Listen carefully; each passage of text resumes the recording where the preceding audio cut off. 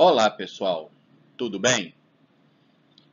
A gente está tendo aí que apelar para a tecnologia e superar esse tempo de impedimento de estarmos juntos.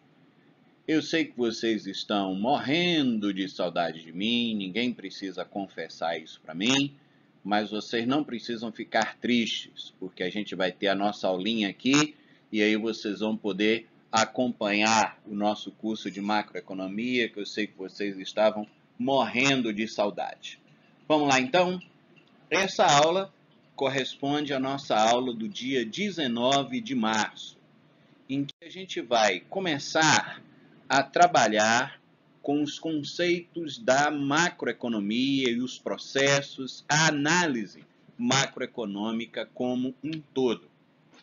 Então, do que trata a macroeconomia? O foco da análise macroeconômica é da economia como um todo, ou seja, a gente vai analisar um país principalmente. Mas isso também não impede de você fazer uma análise regional, você fazer uma análise da macroeconomia de um estado, até mesmo de uma cidade, ok? Mas o importante é que nessa abordagem você observe três componentes principais. O primeiro é que a gente vai analisar os agregados econômicos. Quais são eles? Por exemplo, a taxa de juros, a inflação, o crescimento econômico, o desemprego e como essas variáveis, que são os agregados econômicos, elas se relacionam entre si e a gente vai ver que elas se influenciam mutuamente. Um outro aspecto fundamental é entender que a economia tem ciclos e quem se dedica a analisar esses ciclos é a macroeconomia.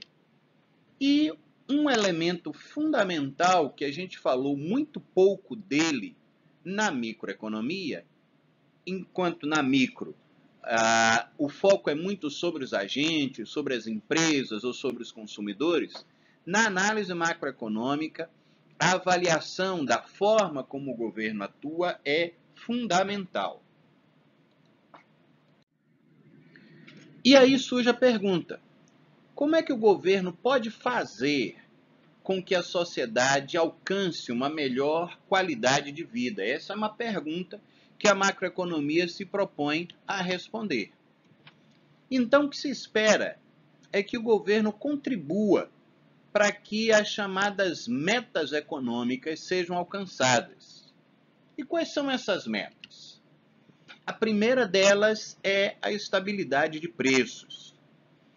Quem não tem aí muita consciência do que aconteceu no Brasil, às vezes pela idade, não acompanhou como era o Brasil antes de 1994, não faz ideia da complicação, dos danos, do prejuízo para a população que era uma inflação elevada. Então, hoje, em qualquer país do mundo, a estabilidade de preços é algo fundamental para o desenvolvimento econômico de qualquer país. Junto com isso, a sociedade espera que o governo contribua para que haja crescimento econômico, ou seja, para que mais produtos e serviços sejam produzidos e ofertados, para que mais gente tenha emprego, para que a atividade econômica seja cada vez maior. Junto com isso, se espera também que o governo atue no sentido de melhorar a condição de vida da população mais pobre. Aqui existe uma diferença sutil de abordagem, a gente não vai entrar muito nisso, mas durante muito tempo se falou que o governo deveria atuar para que a renda fosse distribuída de uma forma mais justa. Mas hoje tem muita gente que fala que o aspecto fundamental não é necessariamente a distribuição de renda, mas que o governo atue de uma forma concreta para que a pobreza seja eliminada. A gente vai voltar a falar um pouquinho dessas diferenças mais à frente, agora não é o momento de vocês se preocuparem não.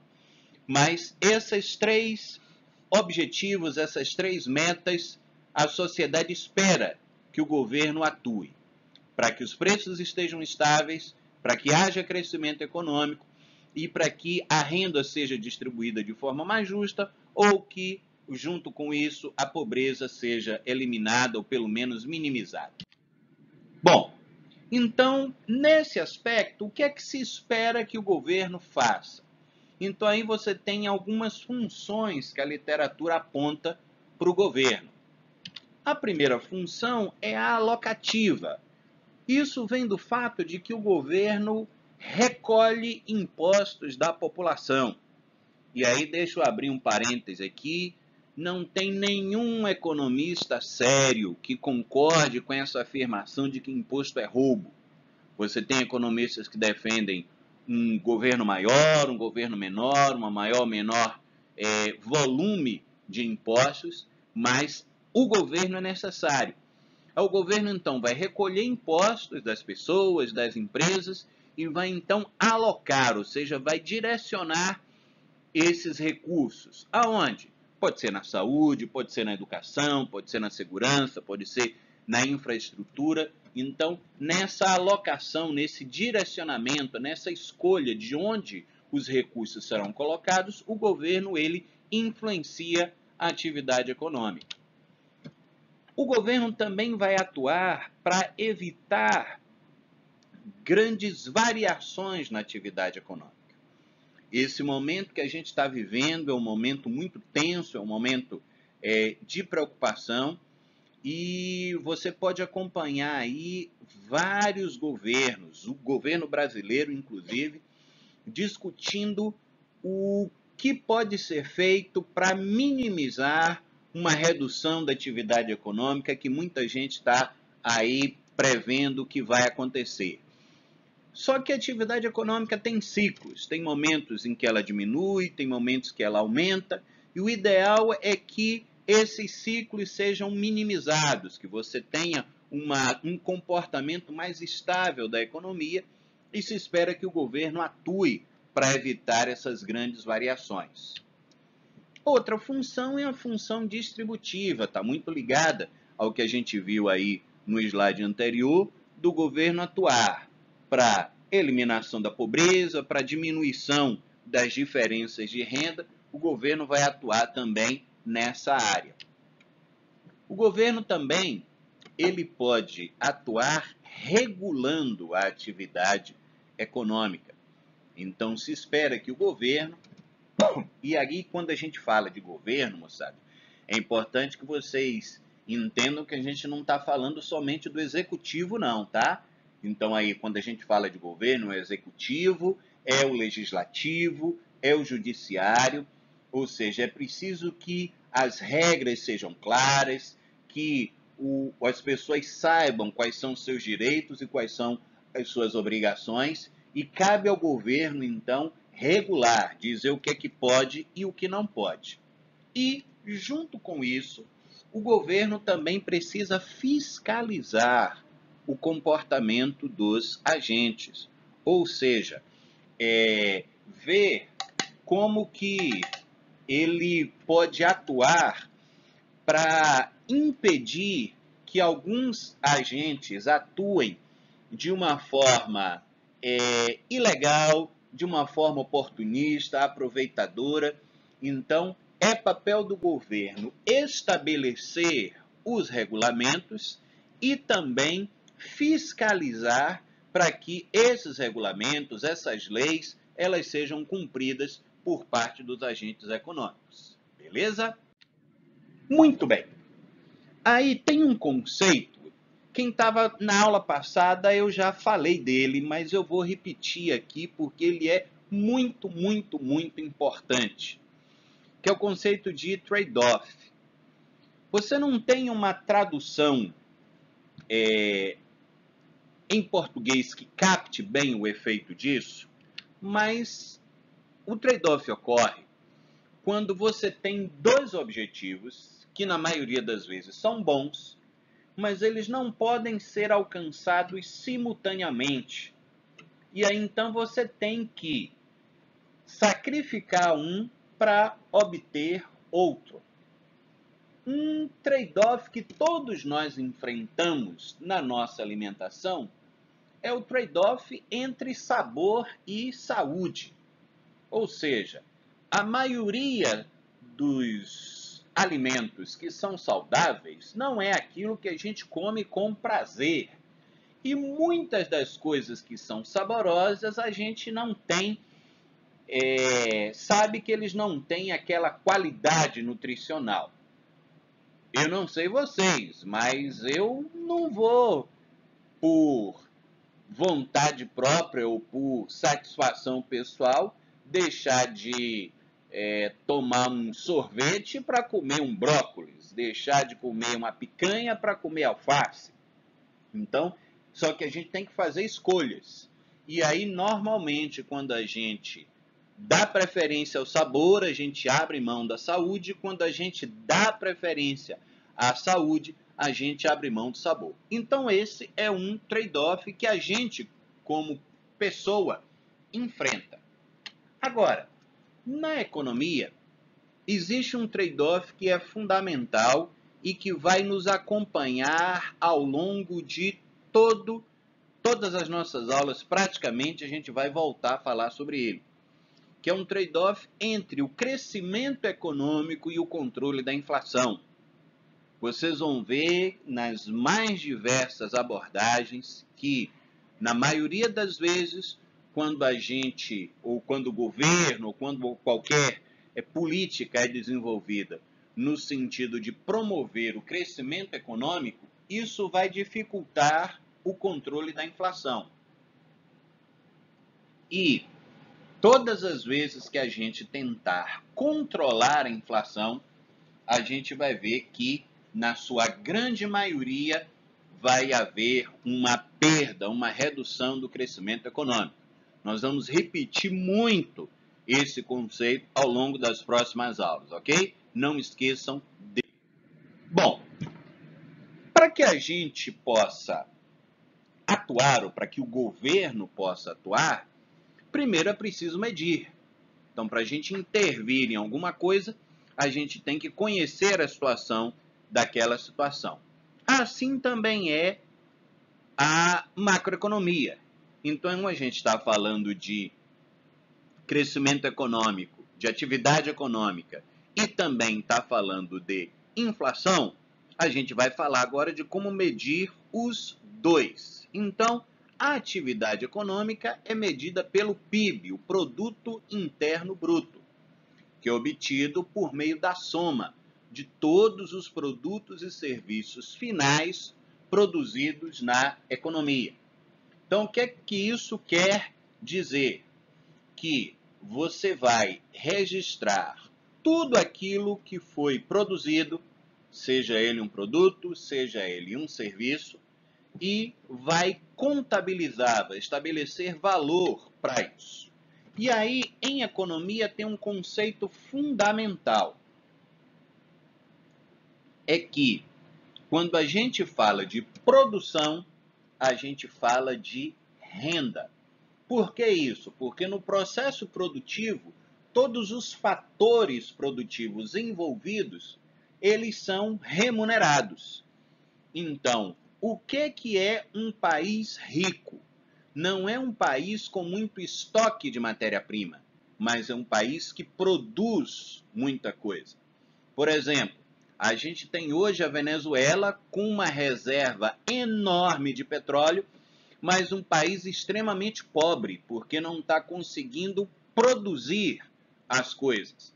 Da mesma forma, você tem, por exemplo, um país como Singapura, que é uma ilha muito pequena lá na Ásia, mas que tem um porto extremamente eficiente, que é meio que um hub, como a gente chama aí em logística, é um local que chega e sai muita mercadoria que é redirecionada de e para a Ásia. Então lá você tem uma geração de serviços de transporte muito grande, uma produção desses serviços, então você tem uma elevada renda. Então, entender que renda não é estoque, renda é produção, beleza? E isso que eu acabei de falar. que a riqueza de um país não é determinada pelos recursos disponíveis, mas sim pela sua produção de bens e serviços.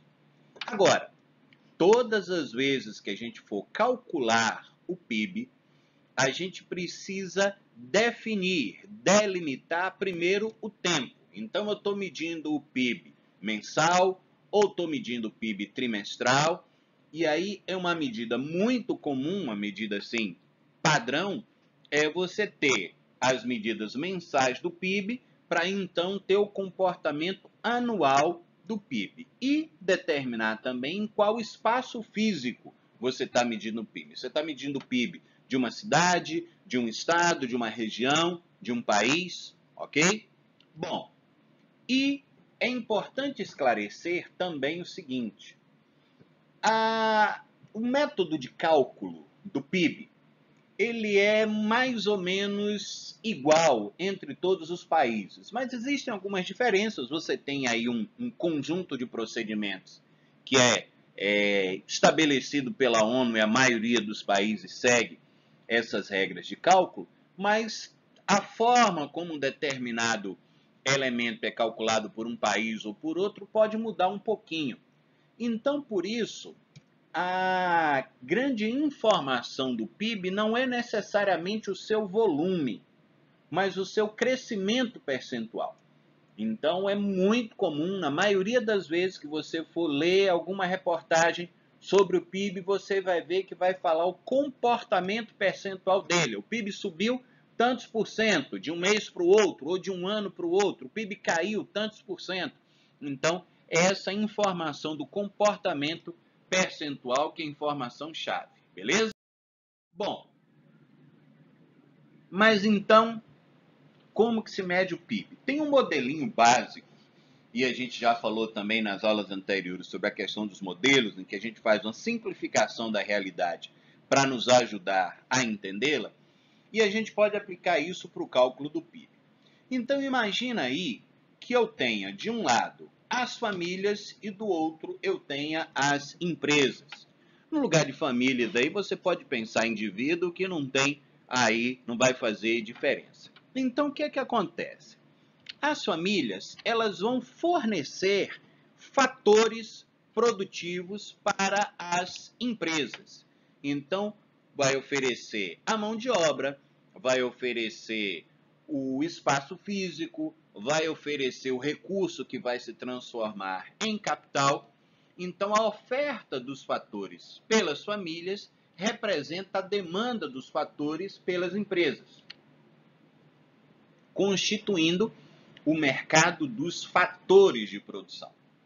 O que as empresas então fazem com esses fatores? O que é que eles vão fazer com os recursos naturais, com a matéria-prima, com as máquinas, com os equipamentos, com a mão de obra? Elas vão então produzir bens e serviços. Esses bens e serviços vão ser produzidos pelas empresas e ofertados por elas. E quem que vai demandar esses bens e serviços? Exatamente, as famílias.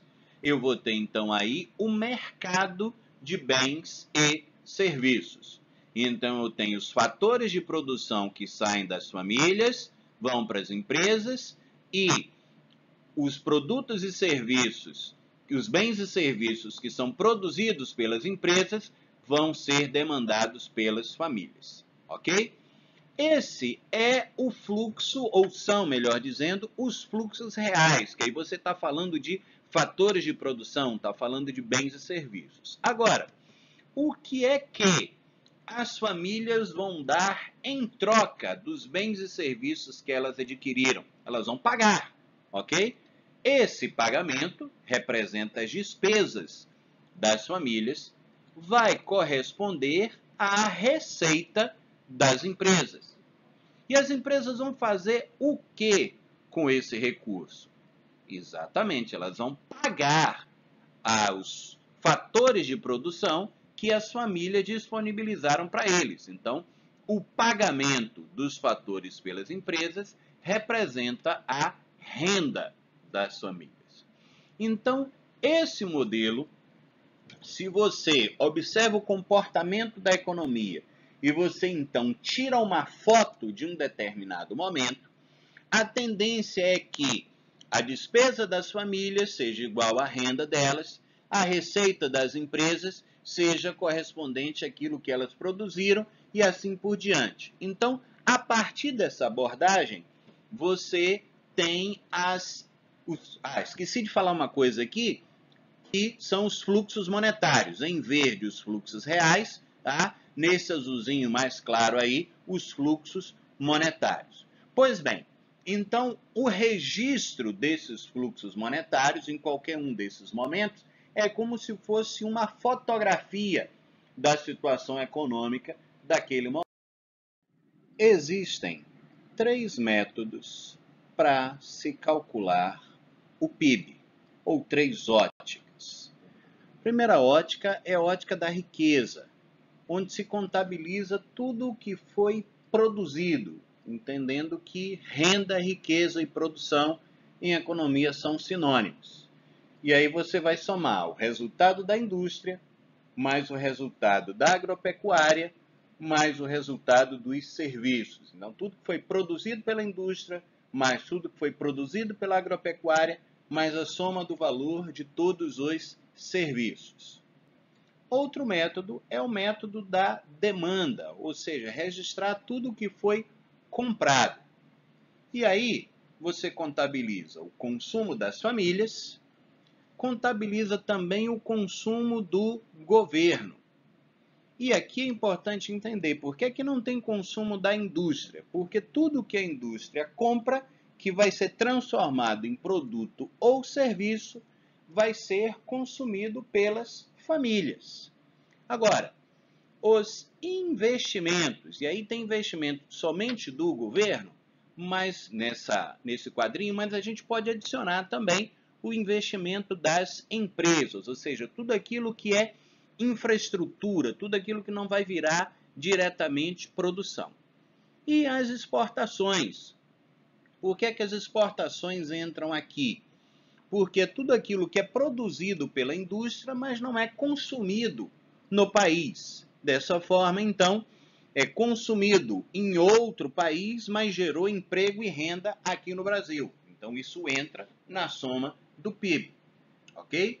O outro método é o método da renda, em que você registra tudo o que foi obtido, todas as remunerações que foram obtidas. Aí entram os salários, os juros, os aluguéis e os lucros que foram distribuídos pelas empresas, ok? Num mundo ideal, onde tudo fosse registrado perfeitamente, o valor 1 seria igual ao valor 2, que seria igual ao valor 3. Na prática, você tem aí nas contas do IBGE, que é o responsável pelo cálculo do PIB no Brasil, um itemzinho lá, erros e omissões, que é onde você faz esse ajuste. Mas, conceitualmente, você tem aí os 3 teoricamente iguais. Se você quiser ver uma discussão legal, e essa figura ela foi retirada lá do G1. Então você tem esse link aí, pode dar um pulo lá, se você quiser se aprofundar no conceito do PIB. Legal? Agora, vamos pensar aqui uma coisa, uma pergunta muito importante. Digamos que você tenha 2 países com um crescimento baixo do PIB. Só que você tem um país onde a população está estabilizada e outro país onde a população tem crescido, ok? Então, de um ano para o outro, você tem um país com a população estável e outro com a população crescendo. Em qual dos dois um baixo crescimento do PIB vai causar mais danos? Pensou? Espero que você tenha chegado à conclusão de que, se você tem um país onde a população está crescendo e o PIB não cresce, pelo menos no mesmo ritmo da população, você vai ter, no geral, uma quantidade menor de riqueza para ser distribuída com uma população maior, ok? Então, países de maior crescimento demográfico, eles precisam ter uma taxa de crescimento do PIB maior do que países já com a população estabilizada, ok? E a inflação? Hoje a gente fala muito pouco da inflação, mas no passado a inflação foi o grande flagelo do Brasil. O que é importante, e de outros países também, tá? Não somente no Brasil. Tem países aí enfrentando problemas sérios com a inflação hoje. Então, olha só. Com relação à inflação, a primeira coisa que a gente precisa saber é que ela é uma média ponderada. Então, o que acontece? Você registra os preços dos produtos e serviços num período e depois registra esses preços no período seguinte. Aí você vê qual foi o aumento médio desses produtos e serviços. Mas não faz sentido você estabelecer o mesmo peso para todos os produtos e serviços. Então, por exemplo, o preço do arroz, o preço do feijão, o preço do transporte, o preço do aluguel tem que ter um peso no cálculo do PIB muito maior do que o preço de perfume, que o preço de jogo de videogame, que o preço de bebida alcoólica e algo parecido, ok? Então lembrar que para definir esse peso, você faz uma ponderação. Então a inflação, ela é uma média ponderada, ok? Agora, apenas existir a inflação é um problema? Eu vou te dizer que não. A inflação, quando ela está sob controle, quando ela existe, mas ela é moderada, ela meio que funciona como um lubrificante das engrenagens da economia. Porque é por meio da movimentação dos preços que a gente vai saber o que é que a população está demandando mais. Então, é normal que alguns produtos que tenham maior aceitação pela população, eles tenham um comportamento de preço diferente de um produto cuja população não deseja ele tanto. Então, o problema da inflação não é a sua existência, mas a sua intensidade. Por quê? Porque a inflação, quando ela é muito elevada, e aí, o que é que seria essa inflação muito elevada? Você não tem um consenso na literatura disso. Mas se você for olhar no mundo, a maioria dos países que tem a inflação sob controle, ela vai girar aí em torno de até 2, 3%, mais ou menos, é uma inflação sob controle. A inflação normalmente começa a ter problemas quando ela se aproxima dos 2 dígitos, ou seja, uma inflação aí de 8, 9%, rapidamente se transforma numa inflação de 10 ou mais, e aí ela cresce de uma forma muito intensa. A gente vai ver isso com mais profundidade quando a gente estudar política monetária, mas eu já te adianto que a enorme crise que o Brasil viveu nos anos 80 e que se convencionou chamar de década perdida, foi causada basicamente por uma inflação enorme que o governo não conseguia controlar. Então, todos os países do mundo que passam por inflação elevada, eles passam também por um processo de empobrecimento e os setores mais pobres da população sofrem mais. Então, é preciso manter a inflação sob controle, sim, não podemos esquecer disso. E o problema da inflação, a gente já falou disso e vou repetir, é o seu trade-off com o crescimento econômico. Tá? O que é que isso quer dizer? Normalmente, quando eu tenho inflação elevada e eu preciso controlar a inflação, o crescimento econômico vai ser sacrificado. Da mesma forma, quando eu preciso estimular o crescimento econômico, normalmente eu vou acelerar o processo inflacionário. Então, muitas vezes, o estímulo ao crescimento econômico vai ser limitado para não despertar a inflação. Esse é o trade-off fundamental da economia. E aí, como então harmonizar isso? Como que o governo pode atuar na economia? Para facilitar o nosso estudo, se dividiu a atuação do governo em políticas, que são chamadas de políticas macroeconômicas. A primeira é a política fiscal. E a gente vai estudar cada uma delas, legal? Só para te adiantar que a política fiscal, ela tem a ver com os gastos e com as receitas do governo. Então, questão aí de desequilíbrio fiscal ou de equilíbrio fiscal, déficit, superávit, volume de impostos, tudo isso está ligado à política fiscal. Outra política muito importante é a política monetária, que trata da quantidade de dinheiro circulando na economia. Tem a ver com taxa de juros, tem a ver com depósito compulsório, ok? Tem a ver aí com as tentativas de controle da inflação, e aí a gente normalmente vai aumentar a taxa de juros e diminuir a quantidade de moeda em circulação. Por outro lado, quando você quer estimular a economia, você diminui a taxa de juros, aumenta a quantidade de dinheiro. Isso está sempre nos jornais e a gente vai passar um bom tempinho estudando sobre isso, ok? Outra política é a política cambial, ou seja, o que é que o governo pode fazer para afetar o valor do câmbio.